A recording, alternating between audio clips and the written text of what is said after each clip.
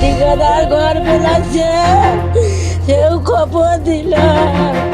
প্রায় 1:30-2টা নাগাদ পৌঁছে দেখি শুধু মানে ধ্বংসস্তূপ ছাড়া মানে আগুন ছাই ছাড়া আর কিছুই দেখতে পাইনি। আর উপরন্ত ফায়ার ব্রিগেড যে কাজ করছে তাদের কাজের মধ্যে অনেক গাফিলতি। আনন্দপুরের অগ্নিকাণ্ডের 7 দিন পরেও ধ্বংসস্তূপে পাওয়া যাচ্ছে মৃতদের দেহাবশেষ। দীর্ঘায়িত হতে হতে মৃত্যু মিছিল পৌঁছেছে 27-এ। এখনও নিখোঁজ প্রায় সমসংখ্যক মানুষ। আনন্দপুরের ভয়াবহ অগ্নিকাণ্ড একদিকে যেমন রাজ্যের দমকল ব্যবস্থার কঙ্কালসার চেহারা প্রকাশ্যে এনে দিয়েছে, তেমনই স্পষ্ট করে দিয়েছে মুখ্যমন্ত্রী মমতা বন্দ্যোপাধ্যায়ের নির্মমতা। যে মুখ্যমন্ত্রী প্রতীক জৈনের বাড়িতে ইডি হানাহুলে ছুটে যান, কিন্তু জীবন্ত দগ্ধ হয়ে মৃত মানুষের পরিজনদের পাশে দাঁড়াতে যান না আনন্দপুরের ঘটনাস্থলে, কারণ ভোটের রাজনীতি ছাড়া তিনি বোঝেন না কিছুই। নিয়োগ দুর্নীতি মামলার তদন্তে গত 8 জানুয়ারি আইপ্যাকের কর্মধার প্রতীক জৈনের বাড়ি ও আইপ্যাকের দফতরে হানা দিয়েছিল ইডি। সেদিন সব কাজ ফেলে বাড়ি থেকে 14 কিলোমিটার দূরে প্রতীক জৈনের বাড়ি ছুটে গিয়েছিলেন মমতা। সঙ্গে ছিলেন রাজ্য পুলিশের ডিজি সহ তাবর পুলিশ আধিকারিকরা। সেদিন প্রতীক জৈনের বাড়িতে ঢুকে ইডির আধিকারিকদের কাছ থেকে নথি, ল্যাপটপ ও মোবাইল ফোন কেড়ে নিয়েছিলেন তিনি। দাবি করেছিলেন সেই নথিতে তার দলের নির্বাচনী রণনীতি লেখা রয়েছে। কিন্তু আনন্দপুরের অগ্নিকাণ্ডে ঘটনাস্থল থেকে যখন একের পর এক দেহাবশেষ উদ্ধার হচ্ছে, তখন সেখানে দেখা যায়নি মমতা বন্দ্যোপাধ্যায়কে। যদিও মমতা বন্দ্যোপাধ্যায়ের বাড়ি থেকে আনন্দপুরের নাজিরাবাদের দূরত্ব মেরে কেটে 8.5 কিলোমিটার। উল্টে অগ্নিকাণ্ডের দ্বিতীয় দিন 27শে জানুয়ারি সিঙ্গুরে চলে যান তিনি। সেখানে গিয়ে অগ্নিকাণ্ড নিয়ে কয়েক লাইন বলেই ক্ষতিপূরণ ঘোষণা করতে ব্যস্ত হয়ে পড়েন তিনি। কিন্তু কার গাফিলতিতে এতগুলো প্রাণ গেল, সে ব্যাপারে মমতার রাগ কাটেননি। তবে এবারই প্রথম নয়, এর আগেও একাধিকবার মমতার এই অসংবেদনশীল রূপ দেখেছেন বাংলার মানুষ। আরজি করের নির্যাতিতা অভয়ার দেহ লোপাট করা হোক বা তার বাবা মাকে টাকা দিয়ে ঘটনা ধামাচাপা দেওয়ার চেষ্টা, সবই এখনও স্মৃতিতে টাটকা। বছর কয়েক আগে জলপাইগুড়িতে মাল নদীতে বিসর্জনের সময় হড়পা বানে একের পর এক মৃত্যুর ঘটনাতেও মমতা ছিলেন একেবারে নির্বিকার। ঘটনার পর উত্তরবঙ্গে ছুটে যাওয়ার বদলে রেড রোডে কার্নিভালে নাচছিলেন তিনি।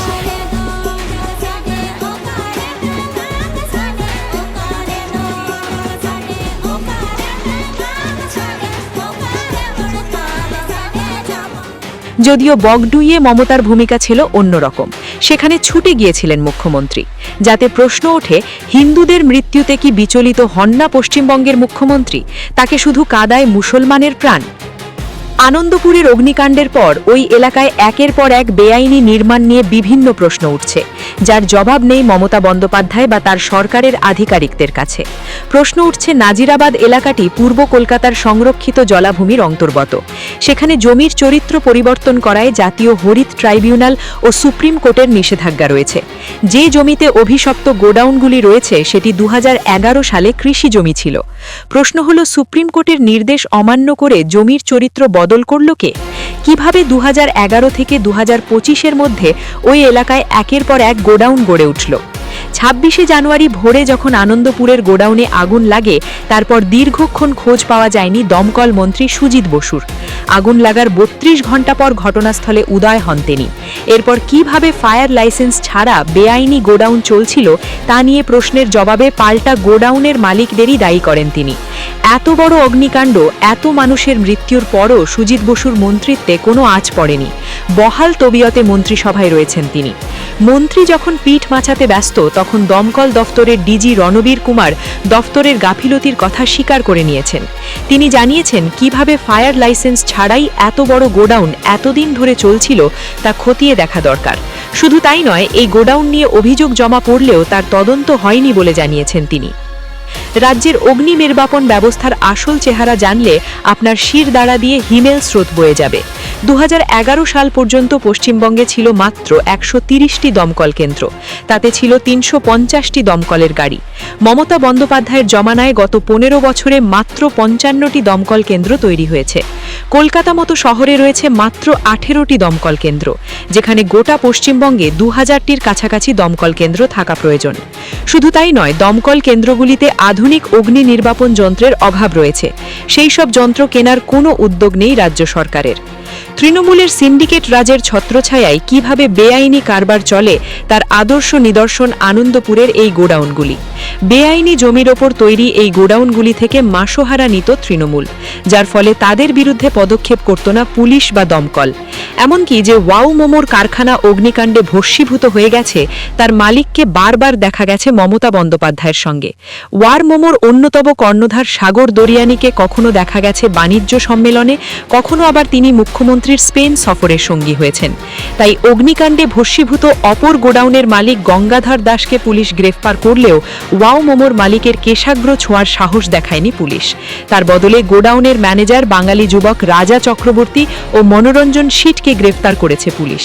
হ্যাঁ, বাংলা নিজের মেয়েকে চায় বলেই তো মমতা প্রতীক জৈনকে বাঁচাতে ছুটে যান, কিন্তু আনন্দপুরে বাঙালি শ্রমিকের মৃত্যু মিছিলে ঘটনাস্থলে যান না। তার পুলিশ গঙ্গাধর দাস, রাজা চক্রবর্তীকে গ্রেফতার করলেও সাগর দরিয়ানির টিকি ছোঁয়ার সাহস দেখায় না। আনন্দপুরের ঘটনায় বিস্ফোরক অভিযোগ করেছেন রাজ্যের বিরোধী দলনেতা শুভেন্দু অধিকারী। তিনি বলেন, আনন্দপুরের গোডাউন থেকে মাসে 1.5 লক্ষ টাকা ভাড়া উঠত, যার মধ্যে 60,000 টাকা দিতে হতো স্থানীয় তৃণমূল বিধায়ক ফিরদৌসি বেগমের এক প্রতিষ্ঠকে। তাহলে কি সেই টাকার ভাগ পৌঁছত কালীঘাটের পিসি ভাইতবের কাছেও? তার জেরেই কি মানুষের প্রাণ বাজি রেখে ব্যবসা করার ছাড়পত্র পেয়েছিলেন সাগর দরিয়ানিরা? একই সঙ্গে এই ঘটনায় প্রশ্ন উঠছে দমকল মন্ত্রী হিসাবে সুজিত বসুর অপদার্থতা নিয়ে। গত কয়েক বছরে রাজ্যে একের পর এক অগ্নিকাণ্ডে মৃত্যু মিছিলেও তার আসন চড়াতে পারেনি কেউ। এমনিতে ক্লাব, পুজো, মেসি আর তার মূর্তি নিয়ে ব্যস্ত থাকলেও মাঝে মাঝে আগুন লাগলে মন্ত্রীর ভূমিকায় অনিচ্ছা সত্ত্বেও অবতীর্ণ হতে হয় তাকে। যার মেসির সঙ্গে ছবি তোলার সময় আছে, কিন্তু জ্যাংত মানুষ আগুনে পুড়ে মরলে সেখানে যাওয়ার সময় হয় 32 ঘন্টা পরে। কিভাবে তিনি নিজের পদে থেকে যান? হরিশ মুখার্জি স্ট্রিটের শান্তিনিকেতনের বাসিন্দার হাত মাথায় আছে বলেই কি বারবার পার পেয়ে যান তিনি? ব্যুরো রিপোর্ট, মাধ্যম।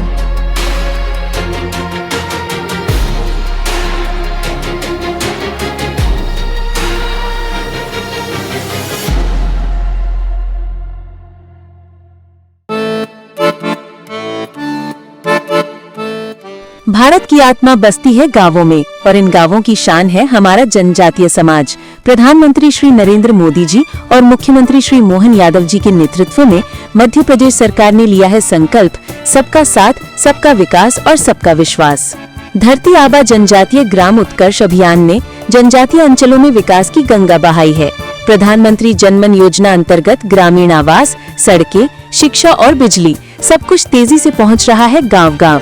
21 जिलों में 66 मोबाइल मेडिकल यूनिट से स्वास्थ्य सेवाएं अब पहुंच रही हैं दूरस्थ अंचलों तक। जनजातीय मेहनतकश भाइयों बहनों को मिला है उनके श्रम का उचित सम्मान। 30 लाख तेंदुपत्ता संग्राहकों को 115 करोड़ रुपए की बोनस राशि और मानदेय 3,000 से बढ़ाकर 4,000 रुपए प्रति बोरा। ये है गरीब कल्याण और सम्मानजनक जीवन की नई दिशा। नए भारत का सपना तभी पूरा होगा जब युवा सशक्त होंगे। इसलिए UPSC, PSC, GATE, NEET, JEE और क्लैट जैसी प्रतियोगी परीक्षाओं के लिए दी जा रही है निशुल्क कोचिंग। आकांक्षा योजना और विदेश अध्ययन छात्रवृत्ति ने हजारों सपनों को दिया है नई उड़ान। प्रदेश में स्थापित 126 बंधन केंद्रों से 30,000 से अधिक जनजातीय युवाओं को मिला है रोजगार।